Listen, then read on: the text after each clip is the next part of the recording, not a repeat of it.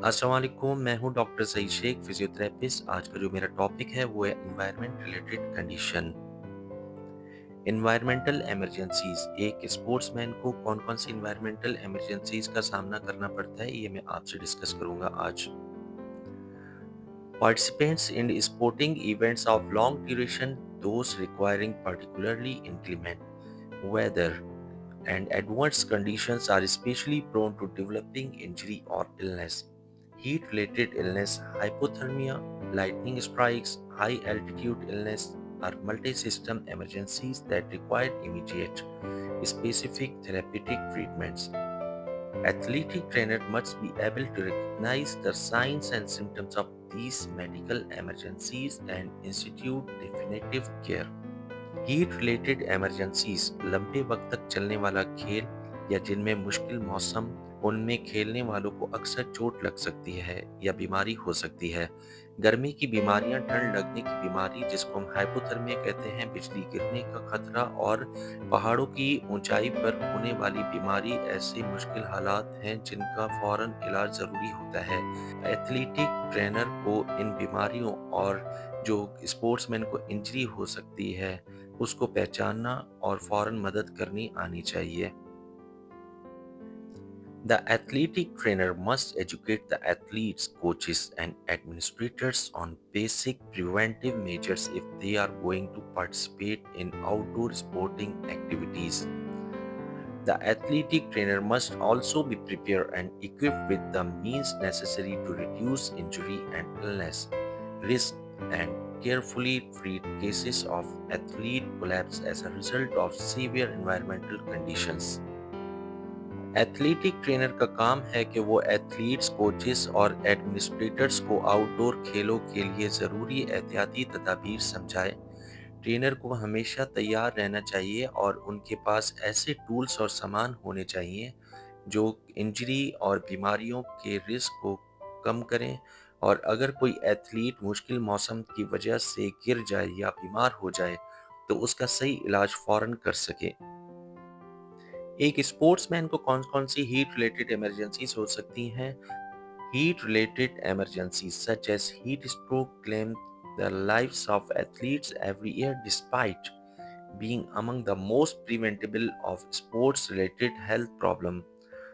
Although heat related deaths have decreased in recent years, just one death is for too many when most of these problems can be controlled by simple measures and the proper education of healthcare professionals and coaching staff.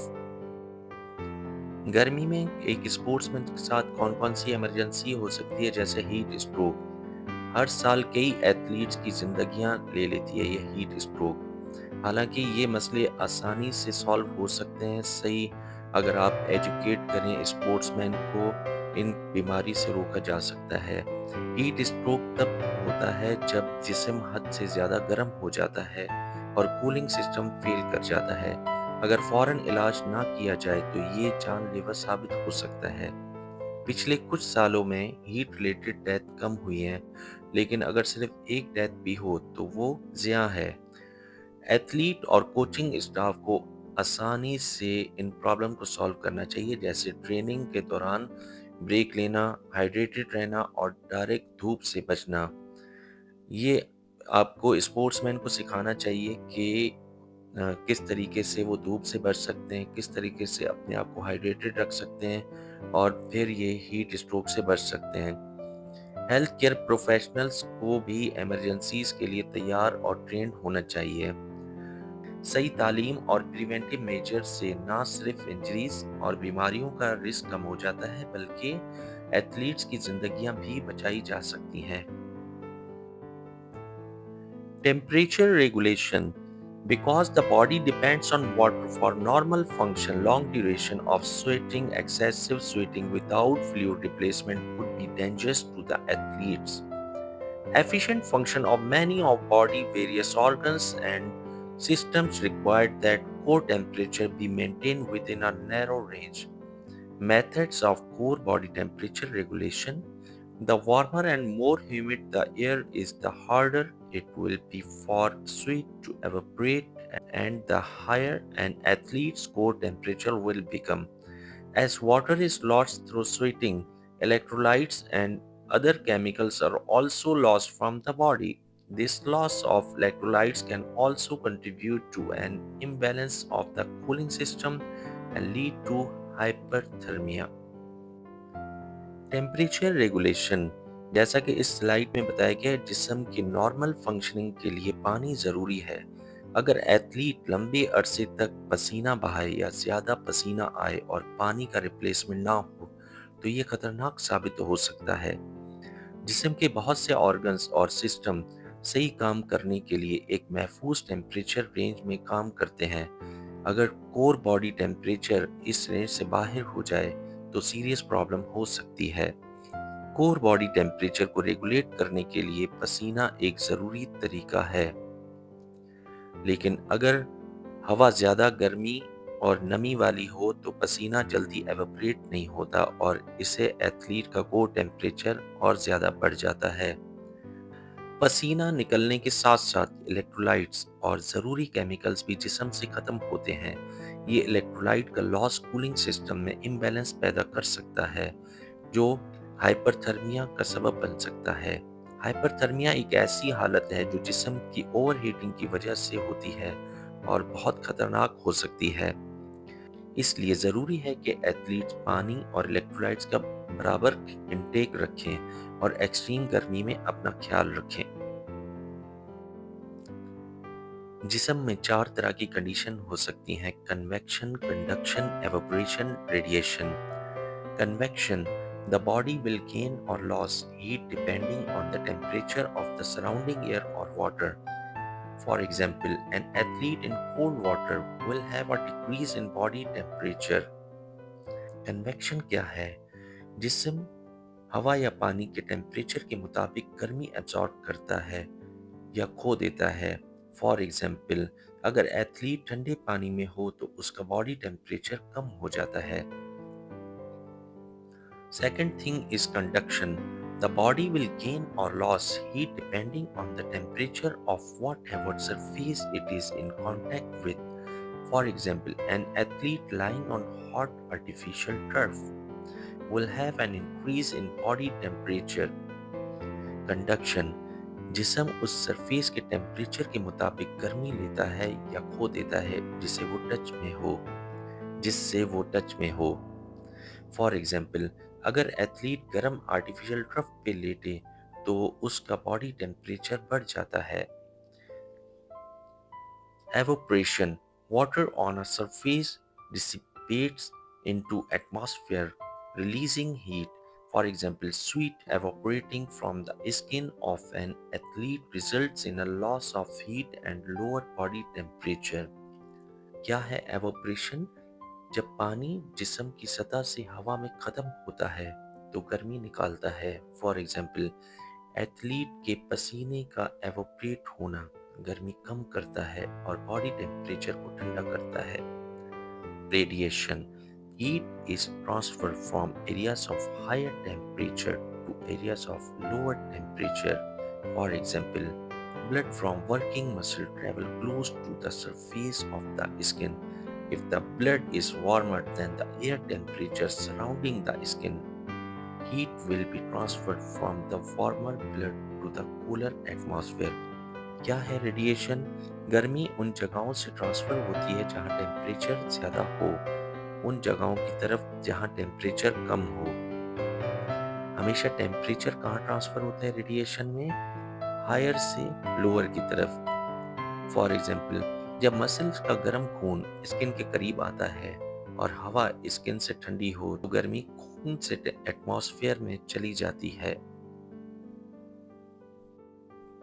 As the body's core temperature rises and water and electrolyte deplete, heat illness can become a reality if immediate proper care does not take place. Recognition of the early stages of the heat illness in an athlete is vital.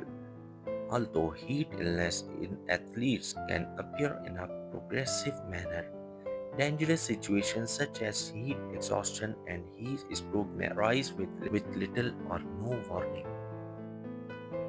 जब जिस्म का core temperature बढ़ने लगे और पानी और electrolytes कम हो जाएं, तो हीट इलनेस का खतरा बढ़ जाता है। अगर फौरन सही इलाज ना किया जाए तो ये हालत खतरनाक हो सकती है।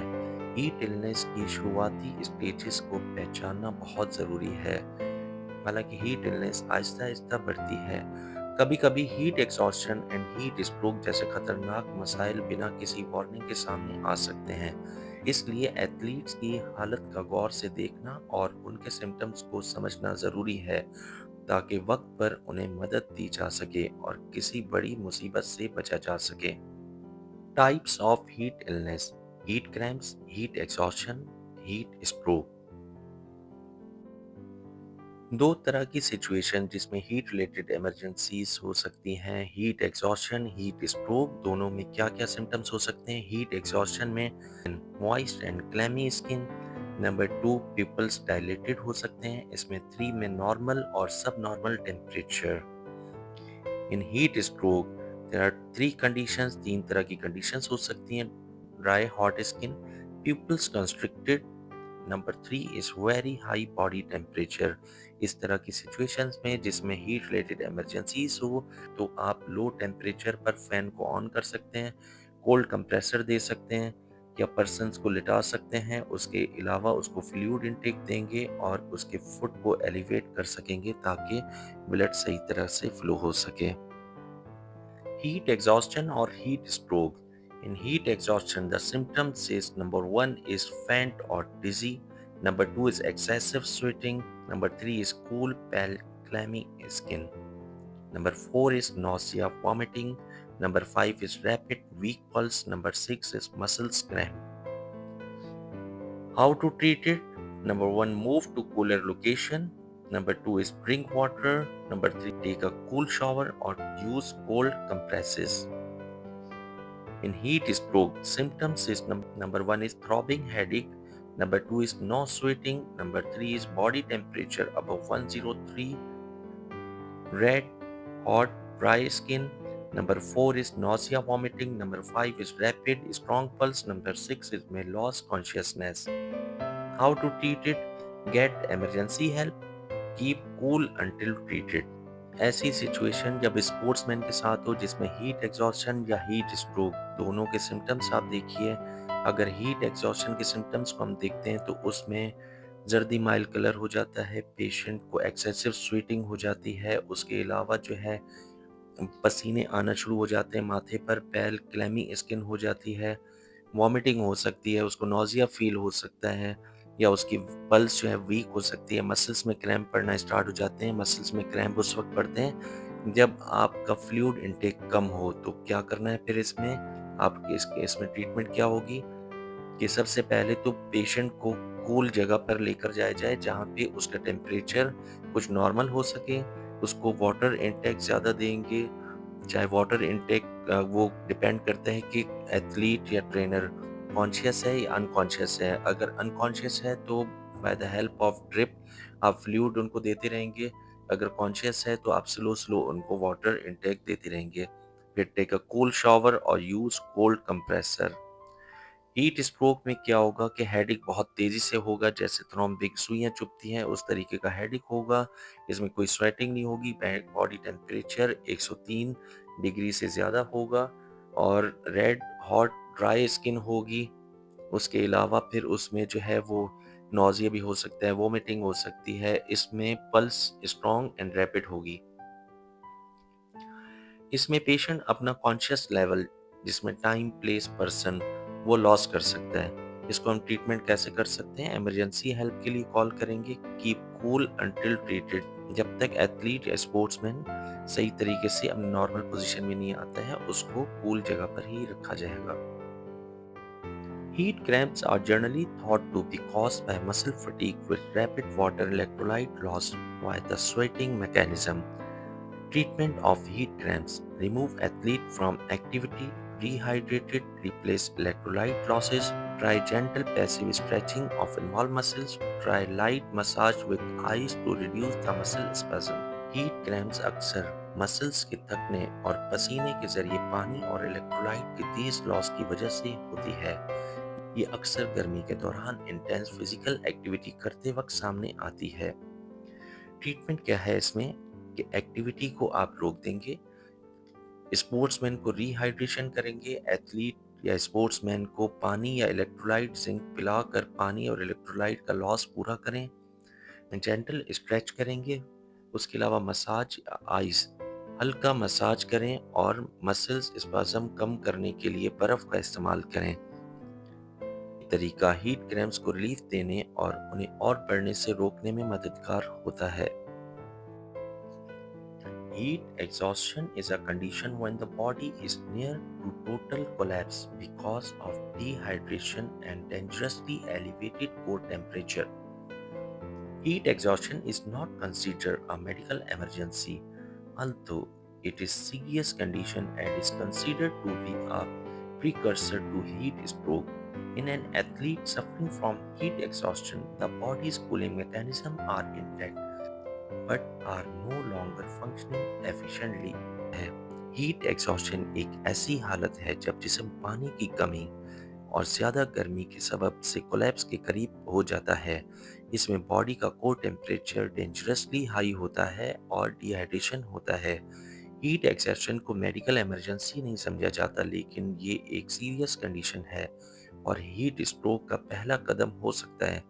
हीट एग्जॉस्शन में एथलीट की बॉडी का कूलिंग सिस्टम अभी भी काम कर रहा होता है, लेकिन वो अपने काम को अच्छे तरीके से सही अंजाम नहीं दे पाता है। Sign and symptoms of heat exhaustion. Athlete has elevated core body temperature. Athlete may feel generally weak or fatigued. Athlete may feel nauseated. Athlete has sweaty white skin. Athlete skin is pale. Athlete breathing is rapid and shallow. Athlete pulse is weak. Treatment of heat exhaustion. Check all vital signs. Measure core body temperature. Remove excessive clothing. Cool athlete with ice towel, ice pack. Place athlete in a cool and shaded area. Start fluid replacement. Alert team physician or transfer athlete to local emergency care facility. What is heat The stroke? most severe heat related condition is heat stroke. This condition involves a breakdown of the body's heat regulation mechanism, resulting in a dangerously high core temperature. The most notable symptoms of heat stroke are hot and red color skin. Heat stroke क्या है? Heat stroke सबसे ज्यादा severe heat related condition है। Heat regulation, इसमें body का heat regulation system काम करना बंद कर देता है, जिसकी वजह से कोर बॉडी टेम्परेचर बहुत ज्यादा बढ़ जाता है। हीट स्ट्रोक के सबसे नोटिसेबल सिम्टम्स में गर्म और लाल रंग की स्किन शामिल है। इसके अलावा एथलीट का कंफ्यूजन, बेहोशी या सीजर्स भी हो सकते हैं। हीट स्ट्रोक एक मेडिकल इमरजेंसी है और इसमें फौरन ट्रीटमेंट की ज़रूरत होती है, क्योंकि अगर इलाज ना किया जाए तो ये जानलेवा साबित हो सकता है। Sign and symptoms of heat stroke. Athlete has an increased core body temperature of more than 104 Fahrenheit. Athlete has hot, dry, wet skin. Athlete skin is red. Athlete pulse is strong and rapid, 110 to 120 beats per minute. Athlete may be weak and nauseated. Athlete's mental status is altered, or athlete exhibits irrational behavior. Athlete may be unconscious. What's the management of heat stroke? Move the athlete out of sun. Check and monitor all vital signs. Measure core body temperature. Rectal is most accurate. Assess cognitive function. Activate emergency action plan. Removal all excessive clothing. Lower the core body temperature as quickly as possible.